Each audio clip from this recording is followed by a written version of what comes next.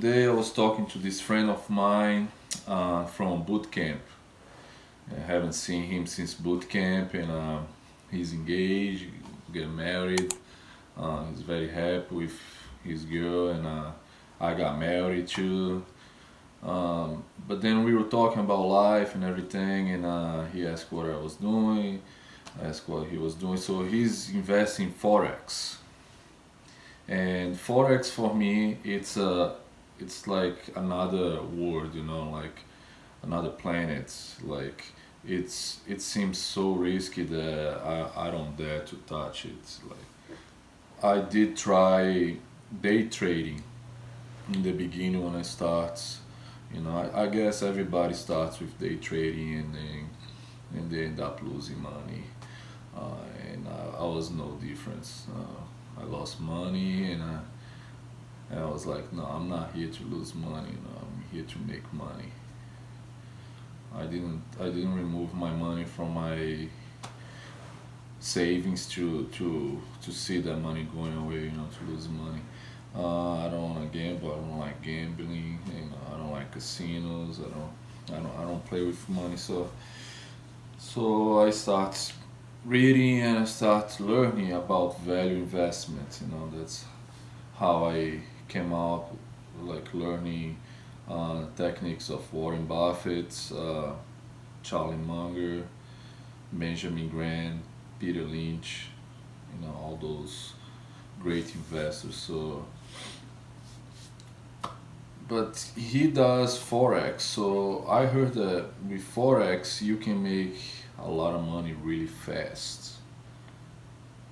And like lots of money really fast. But at the same time, you can make a lot of money really fast. You can lose a lot of money really fast and really quick. And the majority of people, they lose money. A very few, they succeed, and they're able to make a lot of money. And I hope that my friend, he's one of them. He'll be able to make a lot of money and be successful. But we were sharing, strategies, and he's curious about dividend growth investing and how it works. What's the process.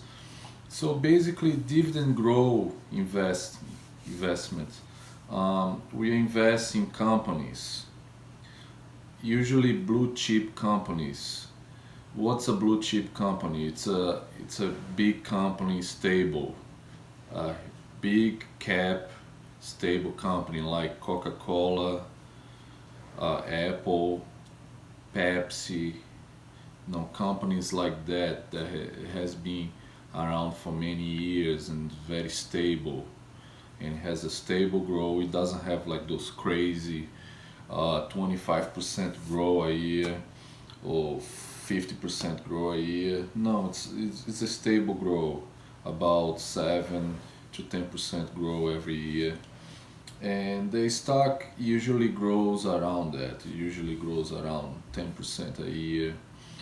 Some years grow more, like Apple this year, it grew more than 10% a year. So a lot of those companies, they got in a stage that they make so much money that they can't reinvest all their money. So that's how it works. The company makes the product, and they sell, and they get the revenue.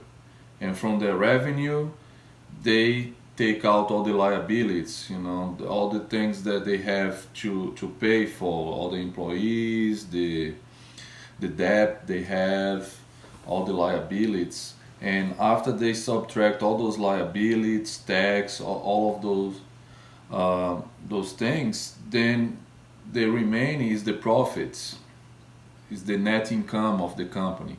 So basically, the net income of the company, they take that for 100% of the company, and then they divide by the amount of outstanding shares.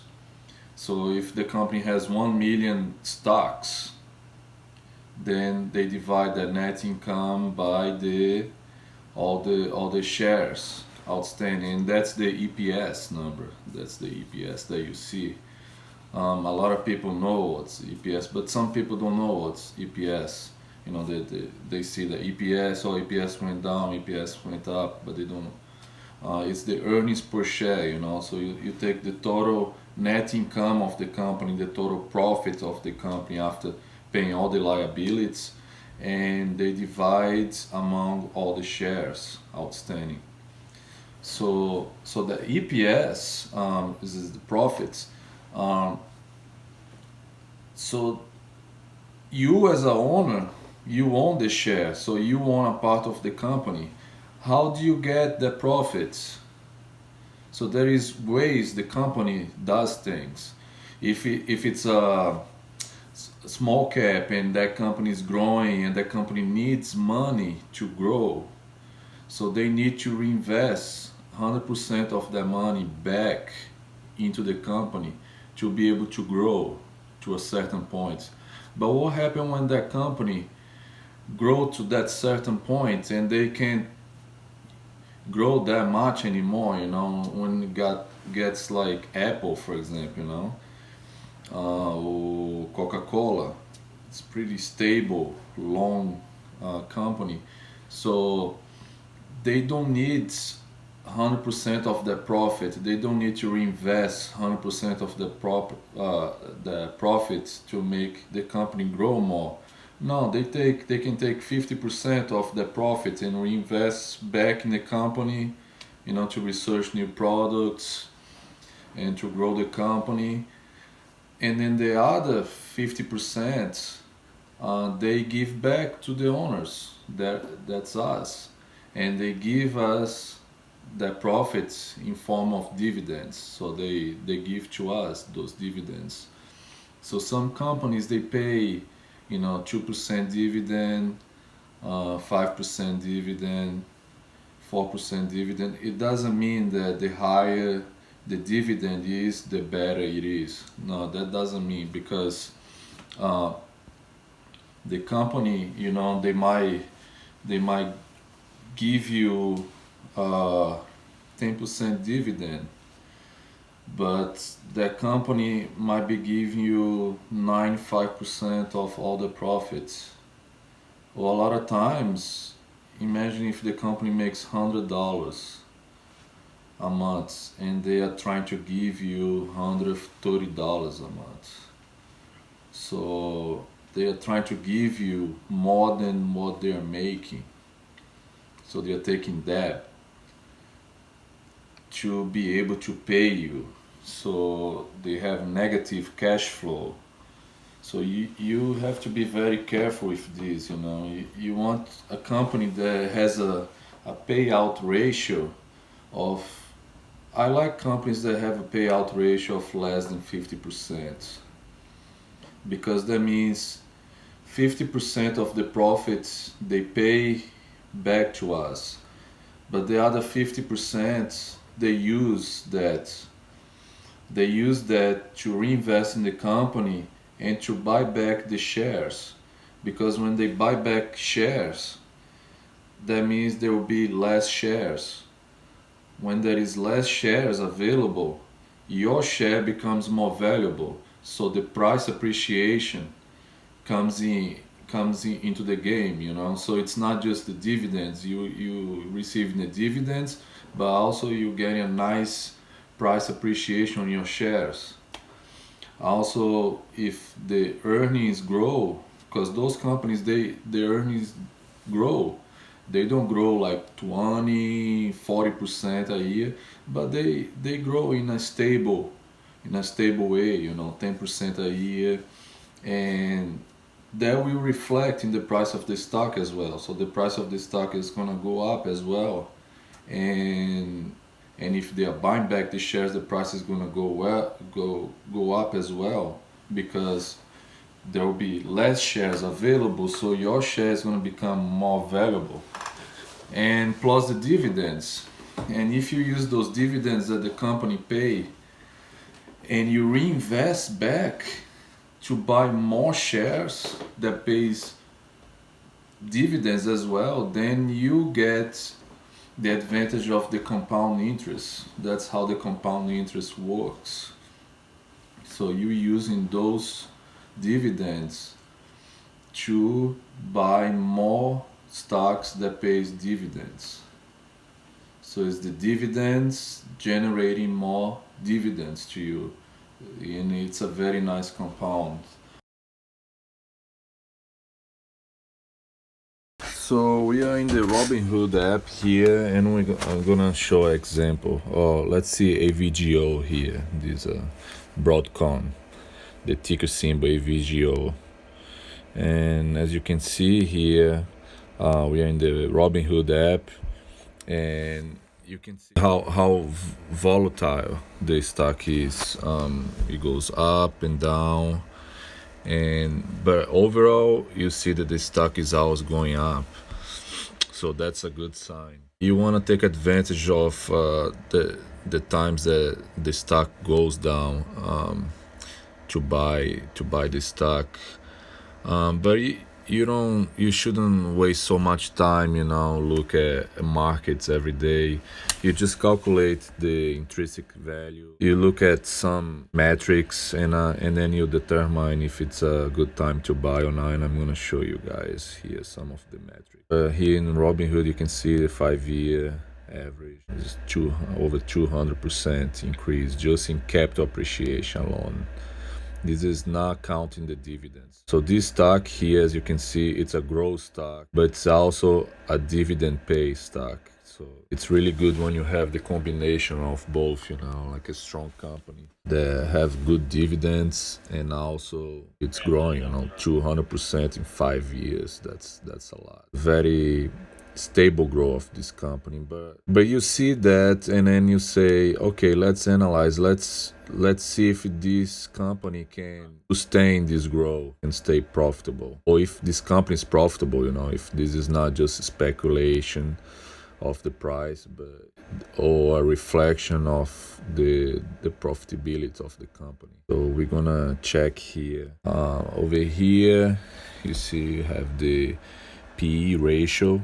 The PE ratio is extremely important. The PE ratio here is 49. So this PE ratio is the price of the stock divided by the earnings of the company. So that means that it would take 49 years for you to get the money that you invest in back, if the company kept the same earnings. So let's say the company never grow their earnings, they would stay with the earnings right now flat. It would take 49 years for you to get your money back. Of course, this is a grow company. The company is gonna grow every year, so it's not gonna take that long. This is the PE right now, but we have to take in account the growth of the company and how much they're gonna grow next year. So we have to take into account the forward PE ratio. If you analyze the forward PE ratio of broad, as we're gonna see later on, the forward PE ratio is about 14, which is a good PE ratio because we want something below 15.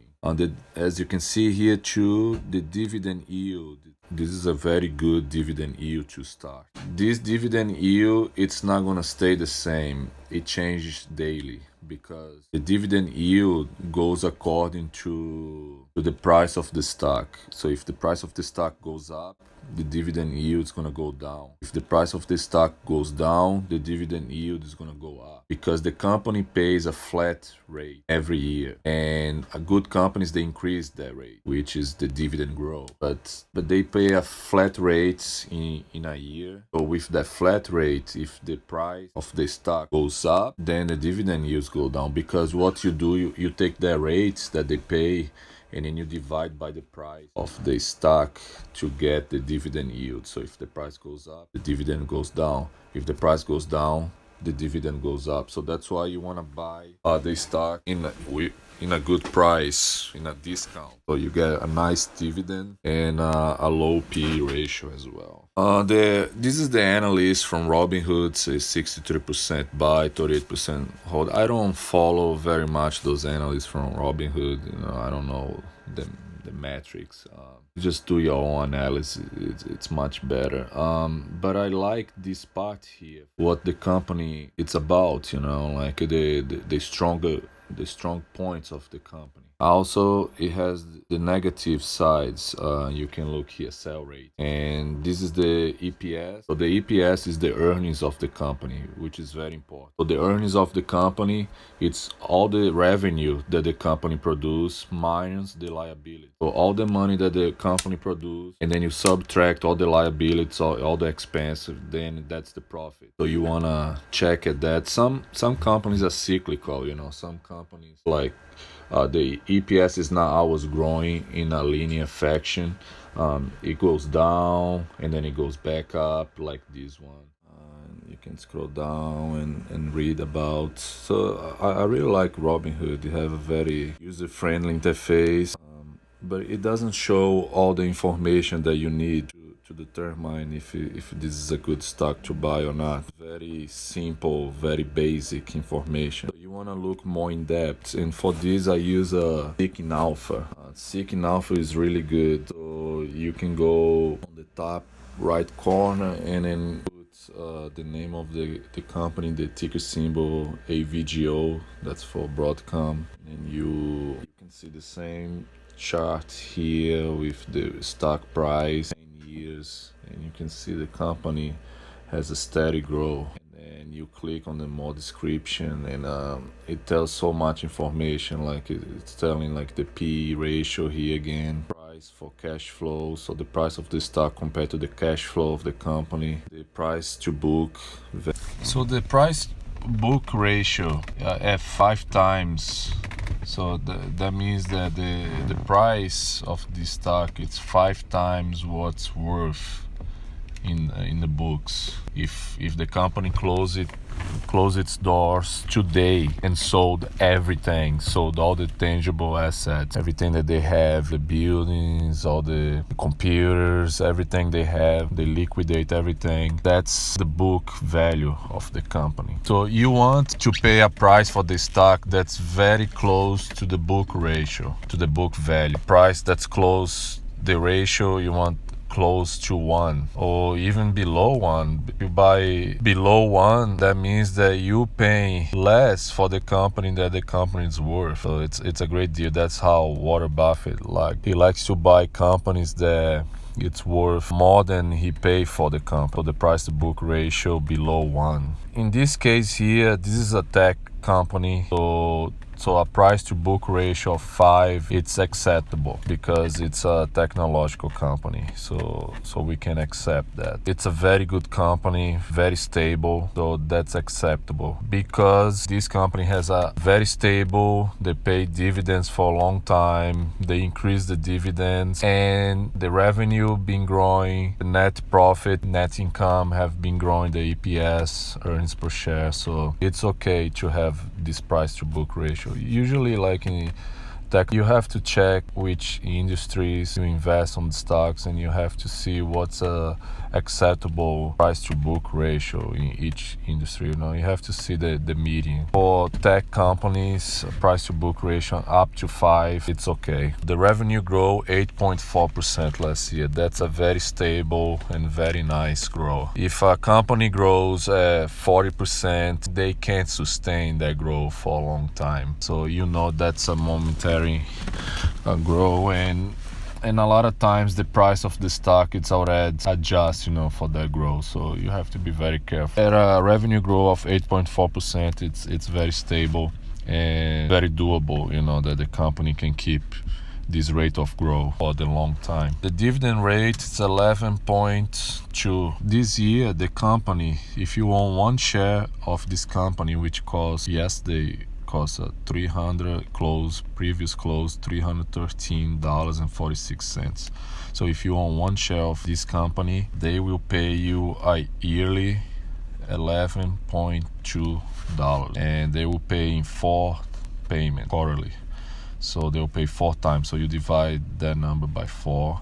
So you're gonna see how much each time you're gonna get paid. So this is for each share that you own. If you own half of a share, then you would get half of that.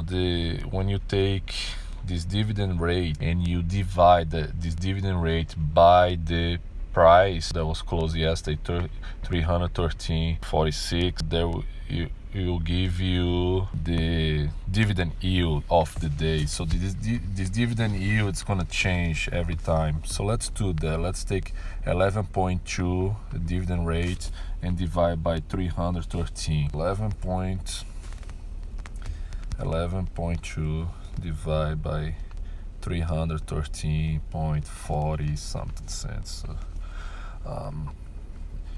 It's 3.5, so you multiply by 100 here. 3.57%. So that would be the, and exactly here, as you can see, dividend yield 3.57%. So let's say this company has like a very bad news suddenly, you know, like a bad quarter earnings or something like that, and then this price drops to, let's say, $270 suddenly, but they still paying the same dividend rate of 11.2. So 11.2 divided by $270. 11.2 divided by $270. So suddenly now the dividend yield, it's 4.14. You see it change. So it changed daily. The dividend yield change according to the price of the stock. But this just matters the price of the stock when you buy the stock. So you buy the stock right now at 313, you will get right now a dividend yield of 3.57%. Even if this price tomorrow drop by $40, it's not going to affect you. You're going to still get the 3.57% because the dividend rate stays the same. The dividend rate doesn't change. So a lot of those stocks are the good companies. The price of the stock is going to grow because the profit's growing.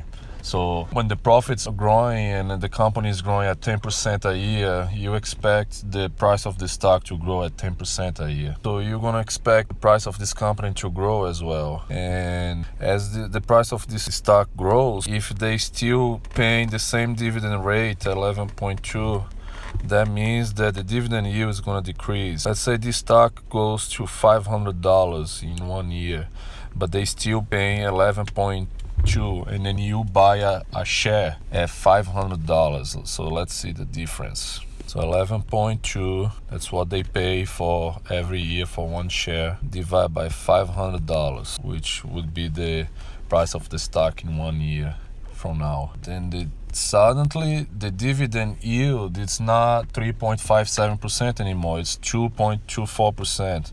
So how they keep that dividend yield around 3.5% all the time so you can buy more shares in the future? The way they do, they increase this dividend rate, they increase every year. So good companies, they do increase this dividend rate every year. So as you can see, Broadcom, the last 3 years, they've been growing so much that they were able to increase the dividend rates. They were able to increase by 68.9% every single year. This is the average for each year for the past 3 years. So dividend growth average for the past 3 years, 68.9% yearly. This is not for the whole 3 years together. This is each year. For the past 5 years, 55.1%. This is insane.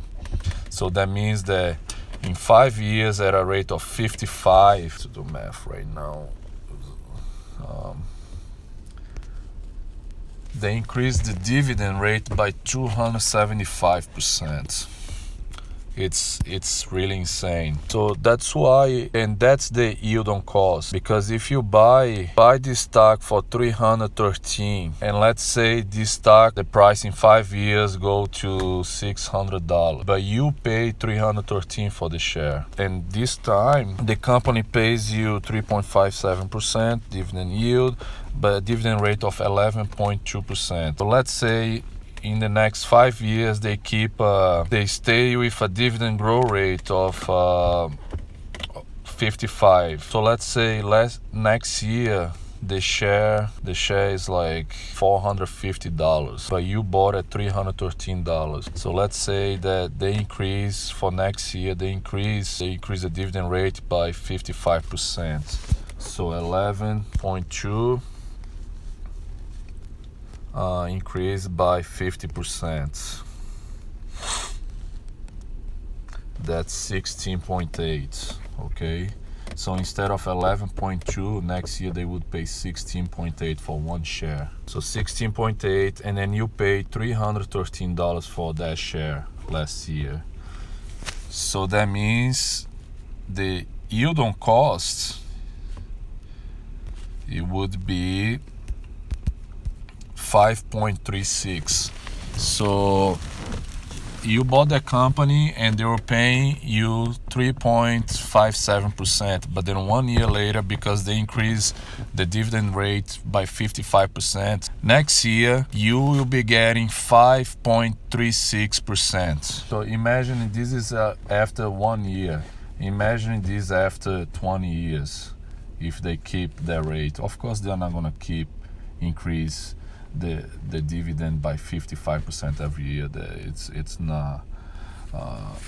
It's not possible. But even if they decrease that to like 10% a year, it's still good. You want to take advantage that they increase right now by 55%. And one way you look at the balance sheet and you see the company's health, and the company have good prospects for the future for keep growing. So you know, if the company keeps growing, if the company is healthy, then they're gonna be able to keep increase this dividend rate. They're gonna keep increase that every year, and they're gonna keep the payout ratio good. So as you can see here, even them growing the dividend by 55% every year for the past 5 years, the payout ratio is just 48%. What that means? That means that all the profit that the company makes, they are allocating 48% of their profits to pay those dividends to you. The other 52%, they are retaining that, and they are using to, buy back shares, paying off debt, and reinvest in the company. So this is a very good payout ratio, very healthy payout ratio, below 50. I love that. I love this dividend growth rate. It's fantastic. The dividend yield to start, it's really, really good, especially for a tech company. You can see if you buy an Apple stock, for example, right now, you would be getting 1% dividend yield.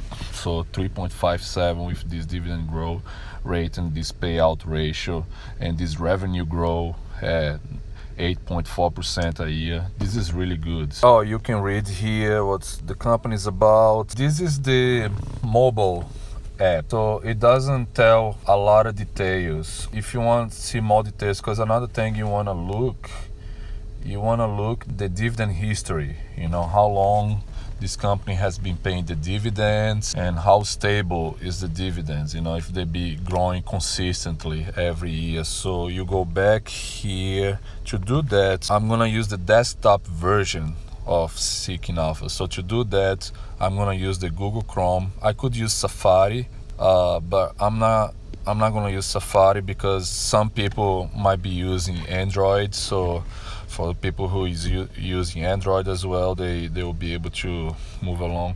So I'm gonna use Google Chrome here, and then I'm gonna put here Seeking Alpha,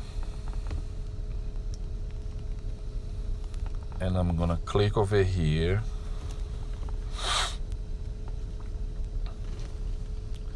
and then I'm gonna search the same stock, AVGO. That's the ticker symbol for the Broadcom. And then I'll go to summary, dividends, view desktop site. So when you go here, and you can see more details about this company. So this is the dividend summary. I love Seeking Alpha. It's so nice.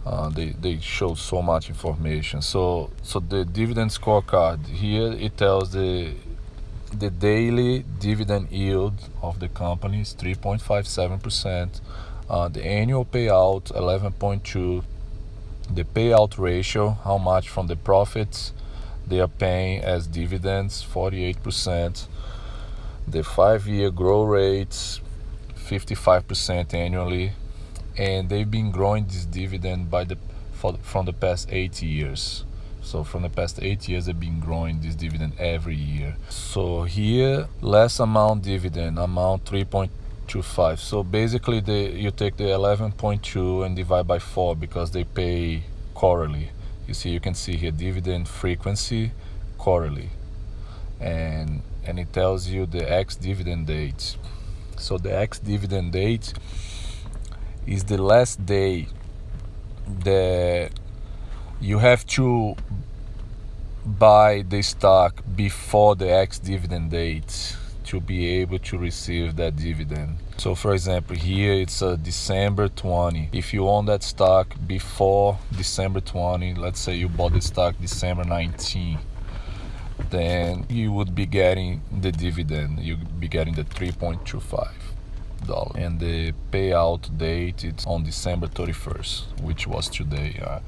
Today I own 2 shares of AVGO and I received about $6.50. Here you can go and you can click here dividend yield. So as you can see, the dividend yield is increasing. You want to buy a stock, the dividend yield is increasing, because when the dividend yield is increasing like this, like here, you see, that means the stock is either undervalued, it decreases in price, because as the stock decreases in price, the dividend yield increases because the payout ratio stays the same. Or the company is extremely healthy and they be growing the dividend growth rate very fast. So either way, it's really good. So this is a good time to buy this company, I believe. As you can see here, 5 years ago it wasn't a very good time, because the dividend yield was just 1.24%. So I like to look there when I want to see if the stock is undervalued or if it's overvalued. Another thing here I like to look is the yield on cost. So for example, if I bought the stock 5 years ago, how much yield I would be making right now from that stock that I bought 5 years ago. So 5 years ago, the dividend yield of the stock was 3.49% 5 years ago, and the cost share was $320. If I kept that stock all those 5 years, I would be getting 11% on that investment that I did 5 years ago. So I would be getting 11% dividend. That's how Warren Buffett make millions of dollars from Coca-Cola, because he bought those Coca-Cola stocks when they were very cheap. They were paying about 3.5% back in 1970s, in the 70s, and he bought that stock and he holds until today, and now that stock pays him $500 million. So he gets paid yearly more in dividends than he spent to buy those shares. Here on yield on cost, I like to look 20 years. Broadcom haven't been paying dividends for 20 years, but I look at least 10 years, and in 10 years I want the yield on cost to be over 10%. As you can see here, the yield on cost here, Broadcom is above 50% after 10 years, which is insane. The past 10 years, like almost 75% dividend yield on the investment that you did 11 years ago. So if you bought this company 11 years ago and you hold until now, let's say you bought $1,000 of Broadcom 11 years ago and you hold until now, they would be paying you 75% dividend yields every single year. So you almost would get that money back that you pay for the stock every single year. So it's insane, and it's just gonna keep growing. So that's the power of dividend growth investing. Dividend growth here. The dividend growth is how much the companies are growing the dividends every year. So in 1 year, last year they grow by 41%. The past 3 years they grow at 68% yearly. In the last 5 years they grow at 55.1% yearly. So as you can see, last year they grow a little less than the average, the average of 5 years, which shows that this rate it's not sustainable. So they will decrease. This rate will be decreased, and I would say sustainable rate would be around 10%, 15% a year. But I think they're gonna get that slowly because the company is still growing. It's still strong. As long as the company is growing, it's strong. This dividend growth rate should stay strong as well.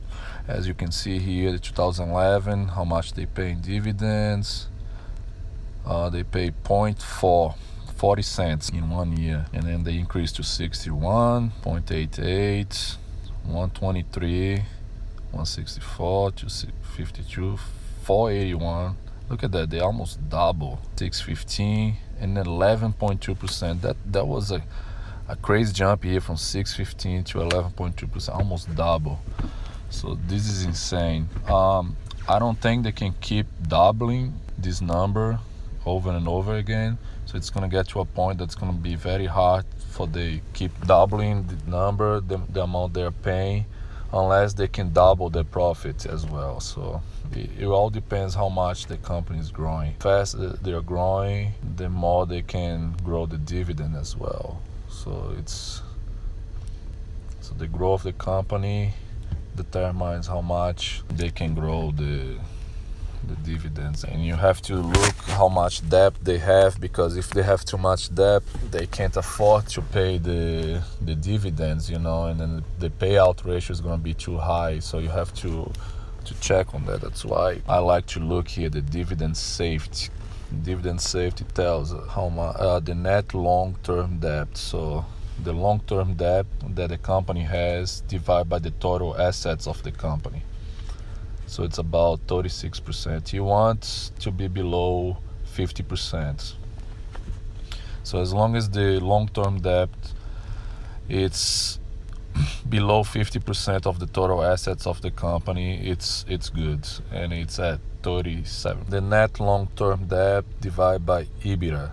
EBITDA, it's earnings before interest and amortization and all those good stuff. EBITDA is a good value.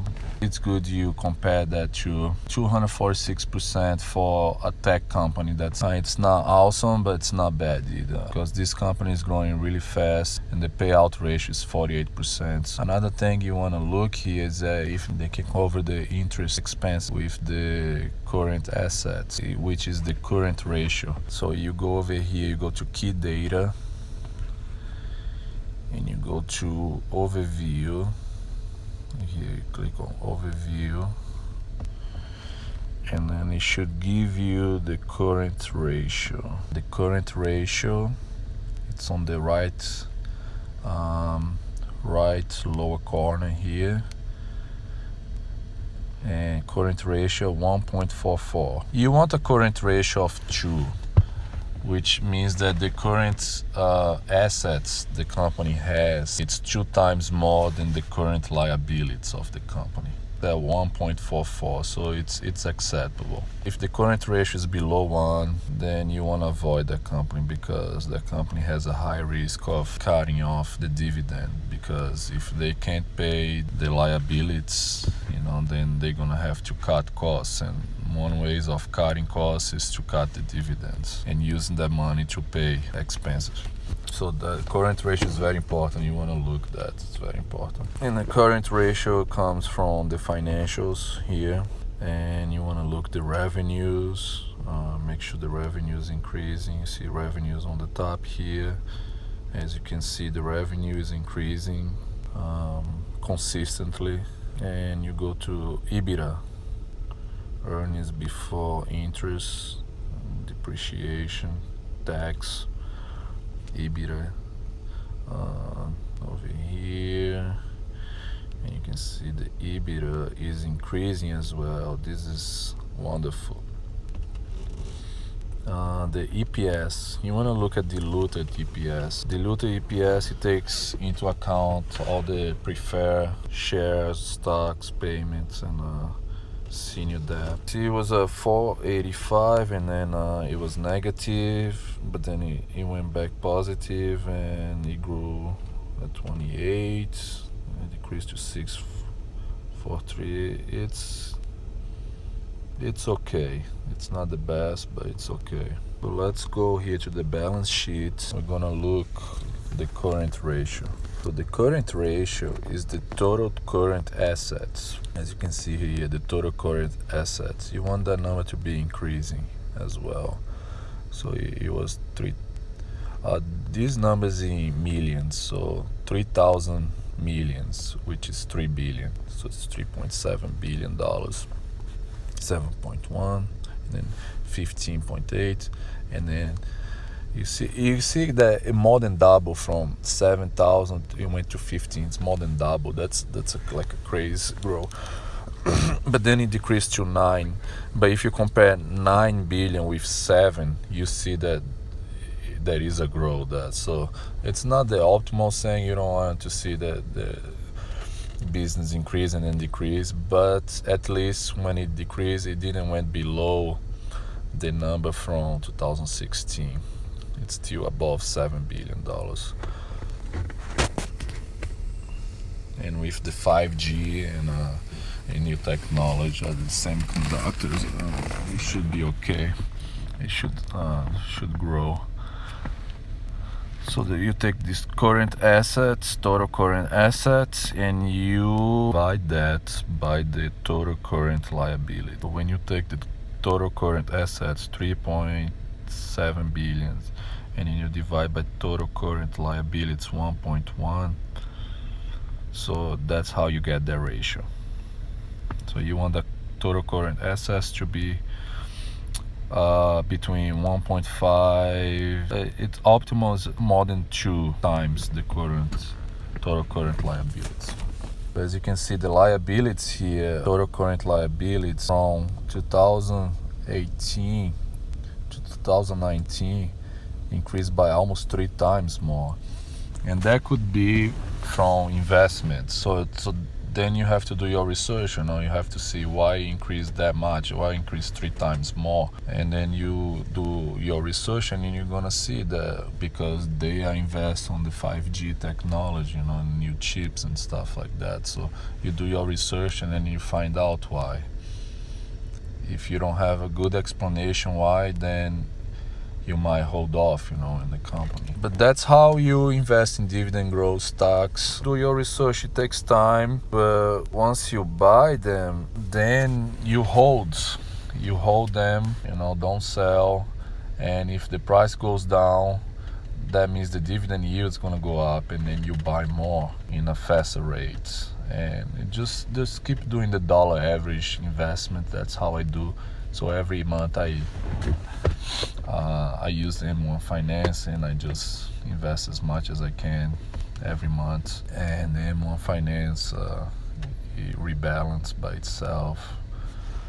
So the companies that have been growing a lot, the allocation is gonna be higher than what I said, and the ones that went down, the allocation is gonna be below than what I said. So it's gonna buy the ones that are below. So by this way, it's always like automatic rebalance by itself. So that's why I really like M1 Finance for the dividend growth strategy.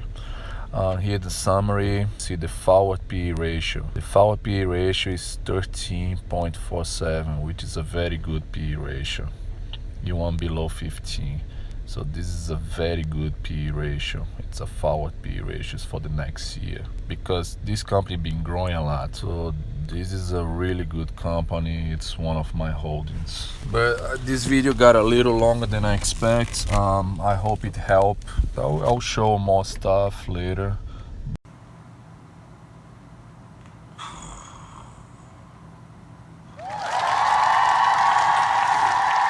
Oh man, how much did I sleep? This was so long that I couldn't help. I hope you guys stay awake and learn everything there. Wow, that was a lot of information, man. And I realized I was dreaming, and in my dreams I realized that I forgot a few stuff. I forgot a few stuff. Can you believe that? In my dreams, I was dreaming and I realized that I forgot to talk about how do I calculate the intrinsic value of the companies. You know, I think I show a little bit like the PE ratio, 15 times PE ratio, below that. But also I use a website. It's a Buffett Books intrinsic value calculator. It's on the Buffett Books website. So I go there and I calculate the intrinsic value using the book value and the amount of dividends that the companies pay and the growth of the book value for the past 10 years and the federal interest rate used there. So I'm gonna make a part 2 of this video, and I'm gonna show that. I'm gonna show more details because this video was way too long. It was not supposed to go that long, but you know, it just carry on. It's too much information. Another thing, it's a Guru Focus. It's another website that I like to use, and I have right behind me here. Guru Focus is really good too. There is even more details than Seeking Alpha. So I like to go there and check that. I can check the history of the past 10 years of EPS growth, the past 10 years of EBITDA growth, the past 10 years of the book value growth, the debt rate for the past 10 years. They have graphics, and I can play with those graphs and see the ratio in the past 10 years and analyze. So it's really good.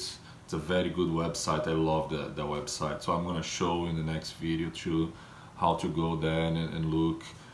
The Yahoo Finance, I like to go there and look and compare with Guru Focus because they have different analysts. So I like to look the forward PE ratio. So for example, on Yahoo Finance, the analysts, according to the analysts, the forward PE ratio is 12.3. And on Guru Focus, the PE ratio is 13.9 for next year. So they the numbers are a little different, but it's still below 15 PE ratio, which is really good. On Guru Focus, they have the Peter Lynch graph, so it's really good to see, you know, when the stocks is undervalued, so you can buy that. So it's great. Also, I forgot to mention in the Seeking Alpha, when I was looking, I didn't look something really important. I didn't go over with you guys, and it's the dividend growth history. So how consistent the company has been paying the dividends for the past 10 years, 20 years. So usually you want a company that's paying dividend in a consistently growing in a linear fashion for the past 20 years or more than 20 years. Of course, if you look at Broadcom, they haven't been paying dividend for more than 11 years because they just start paying because they're still growing a lot. So they were using a lot of their money to reinvest in the company before. So they just start paying dividends in the past 11 years, but they be paying consistently during those 11 years. And I'm going to show you guys again. I'm going to show in the next video. Oh, another thing, very important. So you go to the company website and you look in the investors relationship. You go look for the 10Q and 10K. The 10Q is the quarterly reports, and the 10K is the annual report. It's very important to look those. So we can go over there and try to look and show you guys. That tells a lot of stuff about the company, the prospects for the future, the plans, what the CEO has to say, and also have the balance sheet, the cash flow, the income statement. So it's really good. It's very important for you guys to check at that as well. And that's where we can find, for example, how they increased the liability so much this year compared to the year before, you know. So they should tell that, you know, what happened, you know, the investments they were doing. That's how you find out. Okay, but that's it for today.